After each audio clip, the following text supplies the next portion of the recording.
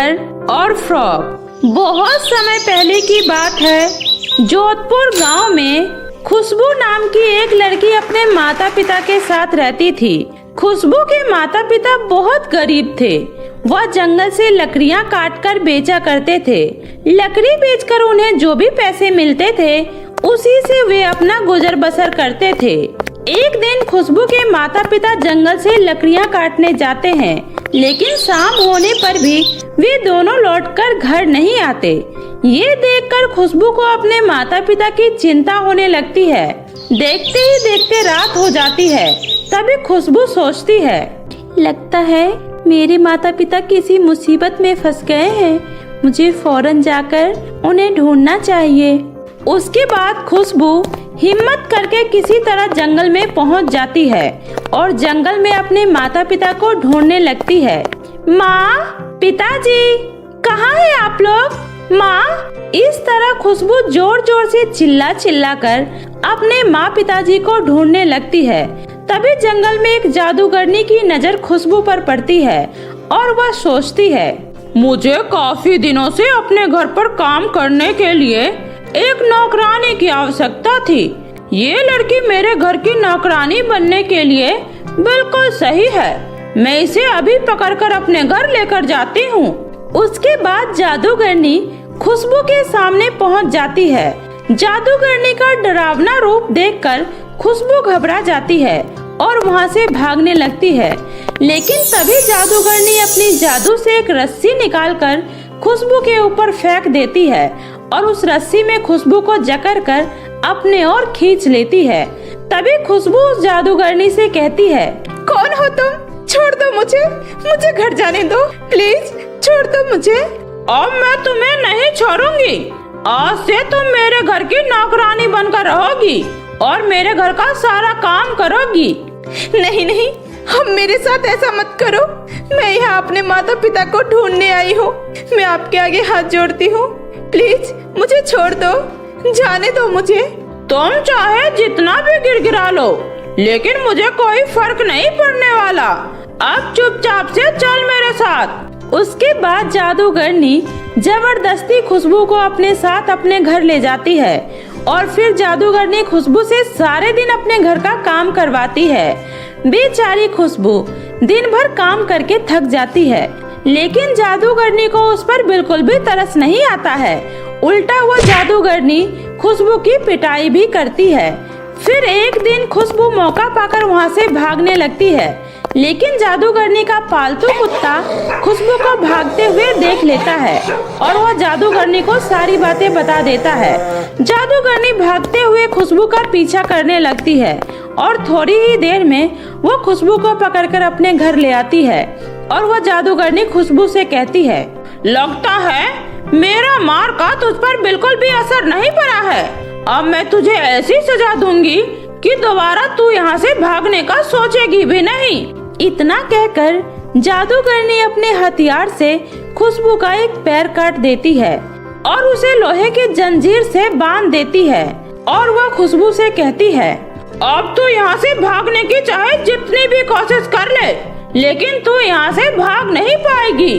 अब तुझे मेरी ये जादुई लोहे की जंजीर तुझे वापस मेरे पास ले आएगी। इस तरह खुशबू पूरी तरह से जादूगरनी के कब्जे में आ जाती है। तभी एक दिन जादूगरनी खुशबू से कहती है, सुन रे लड़की, मुझे बहुत जोरों की भूख लगी है। तू नदी किनारे जा। नदी किनारे एक बहुत बड़ा फलों का पेड़ है। उस पेड़ पर रोज बहुत सारे पंछी आते हैं। अब तू जल्दी से जा और मेरे लिए ढेर सारे पक्षी को पकड़ कर ले आ।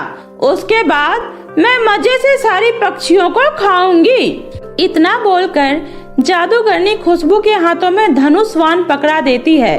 उसके बाद खुशबू पंछियों को पकड़ने के लिए नदी किनारे पहुंच जाती है, लेकिन तभी अचानक नदी के किनारे बैठा मगरमच्छ खुशबू पर हमला कर देता है। खुशबू अपना जान बचाने के लिए मगरमच्छ पर बाण चलाना शुरू कर देती है, लेकिन उन बाणों का मगरमच्छ पर कोई असर नहीं पड़ता। यह देखकर खुशबू वहाँ से भागने की कोशिश करती है, लेकिन एक पैर कटा होने की वजह से खुशबू भाग नहीं पाती और जमीन पर गिर जाती है। खुशबू की हालत देखकर मगरमच्छ मुस्कुराने लगता है, लेकिन जैसे ही मगरमच्छ खुशबू को खाने के लिए आगे बढ़ता है तभी वहाँ पर रानी परी प्रकट हो जाती है। रानी परी अपनी जादू से जलता हुआ मसाल मगरमच्छ के ऊपर फेंक देती है, जिससे मगरमच्छ घबराकर पानी के अंदर भाग जाता है। खुशबू का एक पैर कटा हुआ था। यह देखकर रानी परी को खुशबू पर तरस आ जाता है। उसके बाद रानी परी खुशबू से सारी सच्चाई पूछती है और खुशबू रानी परी को बुरी जादूगरनी की सारी सच्चाई बता देती है। जादूगरनी के अत्याचारों के बारे में सुनने के बाद रानी परी को बहुत गुस्सा आता है और वह उसी वक्त अपनी जादुई शक्ति से एक तेज रोशनी प्रकट करती है।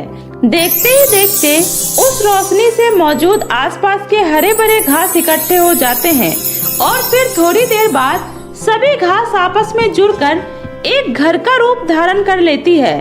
उसके बाद रानी परी अपनी जादुई छड़ी से एक घास का फ्रॉक प्रकट कर खुशबू को देते हुए कहती है, सुनो खुशबू, ये घास का घर कोई मामूली घर नहीं बल्कि एक जादुई घास का घर है और ये फ्रॉक भी जादुई है। यह फ्रॉक तुम्हारी हर इच्छा को पूरा करेगा। इस फ्रॉक से तुम जो कुछ भी मांगोगी तुम्हारी सारी इच्छा पूरी होगी। सबसे पहले तुम इस जादुई घास के फ्रॉक को पहन लो और जाओ उस जादूगरनी से अपना हिसाब बराबर कर लो। इतना कहकर रानी परी खुशबू के कटे हुए पैर को पूरी तरीके से ठीक कर देती है। उसके बाद खुशबू रानी परी की दी हुई जादुई फ्रॉक को पहनकर घर के अंदर जाती है और उस घर को जादूगरनी के पास चलने को कहती है। खुशबू के कहने पर घास का घर उड़ते हुए जादूगरनी के पास पहुंच जाता है। उसके बाद खुशबू घास के घर से कहती है, सुनो जादुई घास के घर, इस जादूगरनी ने मुझ पर बहुत अत्याचार किया है। आप इसी वक्त इसे सबक सिखाओ। खुशबू के इतना कहते ही उस जादुई घास के घर से एक बड़ी सी जादुई कुल्हाड़ी बाहर निकल कर आती है और वो जादूगरनी पर हमला कर देती है। जादूगरनी को कुछ भी सोचने समझने का मौका नहीं मिलता। देखते ही देखते वो कुल्हाड़ी जादूगरनी का दोनों पैर और हाथ काट देती है। तभी जादूगरनी खुशबू से कहती है, मैं तुम्हारे आगे हाथ जोड़ती हूँ बेटा, मुझे माफ कर दे। मुझे मेरी गलती का एहसास हो गया है, प्लीज मुझे माफ कर दे। तू एक दुष्ट जादूगरनी है, तुझे तो माफ करने का सवाल ही पैदा नहीं होता। फिर थोड़ी ही देर में वो कुल्हाड़ी जादूगरनी का सर काटकर उसके धड़ से अलग कर देती है। इस तरह जादूगरनी का अंत हो जाता है। उसके बाद जादुई घर से आवाज आती है, मैंने इस दुष्ट जादूगरनी का अंत कर दिया है। अब तुम बताओ मैं तुम्हारी और क्या मदद कर सकती हूँ? हे जादुई घास के घर, मैं अपने माता पिता से मिलना चाहती हूँ। क्या आप मुझे उनसे मिलवा सकते हो? प्लीज आप मुझे उनके पास ले चलो। उसके बाद वह जादुई घास का घर हवा में उड़ता हुआ दूर समुद्र किनारे पहुंच जाता है। तभी खुशबू को उसके माता पिता वहां दिखाई देते हैं। अपने माता पिता को देखकर खुशबू बहुत खुश होती है और उनके गले लग जाती है। उसके बाद खुशबू के माता पिता खुशबू से उससे दूर होने की सारी बातें बताते हैं। उसके बाद खुशबू अपने माता पिता को जादुई घास के घर के अंदर ले जाती है और थोड़ी ही देर में वह जादुई घास का घर उड़ते हुए खुशबू के गांव पहुंच जाता है। इस तरह खुशबू फिर से अपने माता पिता के साथ हंसी खुशी रानी परी की दी हुई जादुई घास के घर में रहने लगती है। गरीब माँ की जादुई केले वाली 3 बेटियाँ। मनीराम की पत्नी सुलेखा माँ नहीं बन सकती थी, लेकिन उन्हें अपना कारोबार आगे बढ़ाने के लिए एक बेटा चाहिए था और इधर हरिहर और उसकी पत्नी शांति गरीबी से जूझ रहे थे। इसलिए उन्होंने कभी अपना बच्चा पैदा नहीं किया, लेकिन अपने स्वार्थ के लिए मनीराम शांति से एक बेटा पैदा करने के लिए कहता है, शांति, तुम्हें तो पता है कि सुलेखा माँ नहीं बन सकती है, लेकिन मुझे अपना कारोबार आगे बढ़ाने के लिए एक बेटा चाहिए। इसलिए तुम मेरे लिए एक बेटे को जन्म दो और तुम्हारे प्रेगनेंसी तक का सारा खर्चा मैं उठाऊंगा। लेकिन हाँ, डिलीवरी के बाद हम अपने बच्चे को ले जाएंगे। लेकिन एक बात और, हमें सिर्फ बेटा चाहिए और अगर बेटी हुई तो मैं उसे मार दूंगा, समझी? हरियर के पास सूखी रोटी खाने तक के पैसे नहीं थे, इसलिए अपनी गरीबी से लाचार होकर वो लोग इस बात के लिए राजी हो जाते हैं। और 9 महीने बाद शांति एक बेटी को जन्म देती है और पेट में पल रही बच्ची आज शांति की गोद में होती है। और ये देखकर उसकी आंखों में खुशी के आंसू आ जाते हैं। मेरी बच्ची, आज तूने मुझे माँ बनने का सुख दिया है। मैं तुझे कभी अपनी नजरों से दूर नहीं होने दूंगी। सच में शांति, हमारी बच्ची बहुत प्यारी है और ये बिल्कुल तुम्हारी जैसी है। माँ बनने का जो सुख होता है वो इस दुनिया का सबसे बड़ा सुख होता है और ये बात आज शांति को पता चल जाती है। इसलिए वो अपनी बच्ची को अपनी गोद में लेकर पूरी रात गुजार देती है। लेकिन सुबह होते ही उसके घर में हरिहर का बड़ा भाई मनीराम और उसकी पत्नी सुलेखा आ जाते हैं और वो हरिहर की बेटी को देखकर कहते हैं, अरे ये क्या, तूने लड़की को जन्म दिया है? मैंने तुझे कहा था ना कि मुझे बेटा चाहिए। अरे मैंने तो आपसे पहले ही कहा था कि ये शांति हमारे किसी काम की नहीं है। अरे अब हम क्या करें इस बच्ची का? मैंने तो तुझसे बेटा मांगा था ना। मनीराम और सुलेखा शांति की गोद में एक बेटी को देखकर भड़क जाते हैं। उसी समय हरिहर हाथ जोड़कर अपने बड़े भाई से कहता है, भैया, बेटा और बेटी तो ऊपर वाले के हाथ में होता है, भला अब हम इसमें क्या कर सकते हैं? इसलिए आप हमारी बच्ची को हमें सौंप दीजिए, हम इसका अच्छे से पालन पोषण करेंगे। क्या कहा तूने? तू पालन पोषण करेगा इस बच्चे का? अरे अगर तुम दोनों इस बच्चे का पालन पोषण करोगे तो मेरे लिए दोबारा बेटे को जन्म कौन देगा? और रही बात इस बच्ची की, तो इसके लिए मैंने तुझे पहले ही पैसे दे दिए हैं, इसलिए इस बच्चे के साथ क्या करना है वो मैं तय करूँगा। इतना कहकर मनीराम शांति के हाथ से बच्ची को छीन लेता है। मैं आपके आगे हाथ जोड़ती हूँ, मत मारिए मेरी बच्ची को। सुलेखा, तुम इन दोनों को संभालो, मैं जब तक इस बच्चे को ठिकाने लगा कर आता हूँ। इतना कहकर मनीराम उस बच्ची को अपने पुराने केले के बगीचे में ले जाकर दफना देता है। अब ये बच्चे यही घुट घुट कर मर जाएगी और किसी को पता भी नहीं चलेगा और फिर मैं शांति से दोबारा बेटा पैदा करवाऊंगा। मनीराम एक बहुत ही दुष्ट इंसान था और उसके पैसों की धौंस के आगे हरिहर और शांति की बिल्कुल नहीं चलती थी। इसलिए उन्होंने जबरदस्ती शांति को फिर से बच्चा पैदा करने के लिए मजबूर किया। देख शांति, इस बार मुझे सिर्फ बेटा ही चाहिए, वरना मैं तुम लोगों का जीना हराम कर दूंगा। लेकिन इस बार भी शांति एक बेटी को ही जन्म देती है और मनीराम फिर से उस बच्ची को अपने उसी केले के बगीचे में दफना देता है जहां उसने पहली बच्ची को दफनाया था। और इस तरह शांति 3 बच्चियों को जन्म देती है और मनीराम तीनों को ही केले के बगीचे में दफना देता है। लेकिन अब ये सब देखकर शांति की तबीयत खराब होने लगती है, इसलिए वो हाथ जोड़कर कहती है, माफ कर दीजिए भाई साहब मुझे, लेकिन अब मैं ये नहीं कर सकती, मुझसे नहीं होगा, मैं आपके लिए और बच्चे पैदा नहीं कर सकती। तो फिर ठीक है, अब तुम दोनों को एक फूटी कौड़ी भी नहीं मिलेगी और ये घर भी हमारा है, इसलिए निकल जाओ यहाँ से। मनीराम और सुलेखा ने मिलकर हरिहर और उसकी पत्नी शांति को घर से बाहर निकाल दिया, क्योंकि हरिहर बहुत ही गरीब था। ना तो उसके पास कोई रहने की जगह थी, ना ही उसके पास खाने के लिए कोई सुविधा। लेकिन मनीराम के पास इस पूरे गांव में सबसे ज्यादा जमीन थी और वो पूरे गांव का सबसे अमीर इंसान था। इसलिए उसने उन बच्चियों को अपने ही केले के बगीचे में दफनाया था और बगीचे के ही आसपास एक बहुत बड़ा तालाब था। इसलिए शांति और हरिहर उसी तालाब के पास जाकर बैठ जाते हैं। शांति, मैंने कभी नहीं सोचा था कि मेरे खुद के बड़े भाई मेरे साथ ऐसा करेंगे। अरे आजकल तो पैसे के लिए भाई भाई एक दूसरे की जान ले लेते हैं, फिर तो उन्होंने हमें सिर्फ घर से निकाला है, लेकिन अब हम लोग कहाँ जाएंगे, क्या खाएंगे? तुम चिंता मत करो शांति, जब तक भैया को पता नहीं चलता हम लोग यहीं पर एक छोटी सी झोपड़ी बनाकर रह लेंगे। और रही बात खाने की, तो उसका भी कुछ न कुछ इंतजाम कर लेंगे।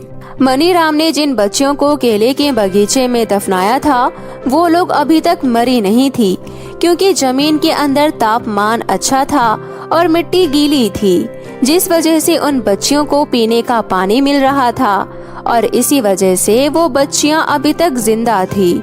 और आज उन लोगों ने अपने माता पिता की सारी बातें सुन ली और अपने माता पिता की बात सुनकर उन्हें बहुत बुरा लगता है और वो आपस में एक दूसरे से कहती हैं, आज हमारी वजह से हमारे माता पिता कितने दुखी हैं। उनके पास खाने तक के लिए कुछ नहीं है। हाँ, तुमने सही कहा। उस दुष्ट मनीराम और उसकी पत्नी सुलेखा को हमें सबक सिखाना होगा, क्योंकि आज उनकी वजह से हमारे माता पिता इतने दुखी हैं और उन्होंने हमें भी यहाँ पर दफना दिया। लेकिन उससे पहले हमें अपने माता पिता के लिए खाने का कुछ इंतजाम करना पड़ेगा। इसलिए सुनो तुम दोनों, कल सुबह हम अपनी नाभियों से अपने माता पिता के लिए केले के पेड़ उगाएंगे, जिससे हमारे माता पिता अपना पेट भर पाएंगे। और इतना कहकर वो तीनों बहनें राजी हो जाती है। वहीं हरियर पेड़ों से लकड़ियां काटकर अपने लिए एक छोटी सी झोपड़ी बना लेता है और दोनों बिना कुछ खाए पिए उस झोपड़ी के अंदर जाकर सो जाते हैं। लेकिन उसी रात तीनों बच्चियों ने अपनी अपनी नाभियों से केले के 3 पेड़ उगाए और सुबह होते ही उन पेड़ों पर ढेर सारे केले लग गए। और जब सुबह उठकर हरियर ने देखा कि उसकी झोपड़ी के आगे 3 केले के पेड़ उगे हुए हैं, तो वो हैरान हो जाता है और शांति से कहता है, अरे शांति, जल्दी बाहर आओ। देखो, हमारी झोपड़ी के आगे 3 केले के पेड़ उगे हुए हैं। अरे वाह, ये तो चमत्कार हो गया। आज तक इस बगीचे में कभी भी केले के पेड़ नहीं उगे हैं, लेकिन आज अपने आप ये 3 केले के पेड़ कैसे उग गए? लगता है ये भगवान का ही कोई चमत्कार है। अब हमें भूखा नहीं रहना पड़ेगा। इतना कहकर हरियर जैसे ही एक केला तोड़ता है, वैसे ही उस बच्ची को थोड़ा दर्द होता है, इसलिए वो मिट्टी के अंदर से ही चिल्लाती है। लेकिन हरियर इस बात से अनजान होता है, इसलिए वो धीरे धीरे करके सारे केले तोड़ लेता है और दोनों मिलकर पेट भर के केले खाते हैं।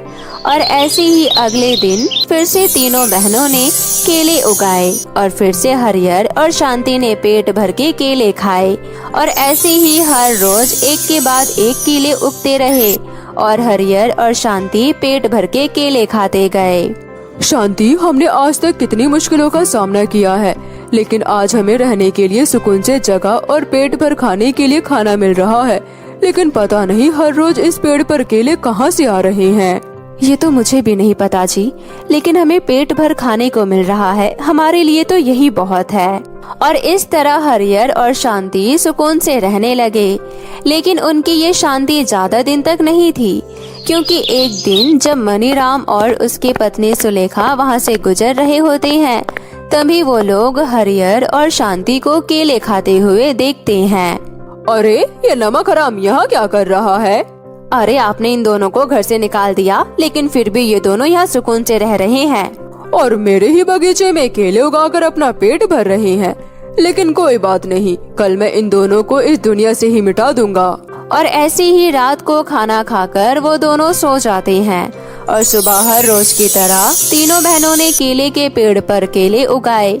और सुबह उठकर जैसे ही हरियर केले तोड़ने जा रहा होता है, उसी समय मनीराम और उसकी पत्नी सुलेखा वहाँ पर ट्रैक्टर लेकर आ जाते हैं और कहते हैं, क्यों रे हरियर, मेरे ही बगीचे में चोरों की तरह केले उगाकर अपना पेट भर रहा है, तुझे जरा भी शर्म नहीं आई? अरे नहीं नहीं भैया, मैंने कोई चोरी नहीं की है। आप हम दोनों को छोड़ दीजिए, हमारे पास रहने के लिए कोई जगह नहीं है, इसलिए हम यहाँ रह रहे थे। अरे, अब तुम दोनों को रहने और खाने के लिए चिंता करने की कोई जरूरत नहीं है, क्योंकि आज हम तुम दोनों को हमेशा के लिए मुक्त कर देंगे। लेकिन उससे पहले मैं इन केले के पेड़ को जड़ से उखाड़ दूंगा।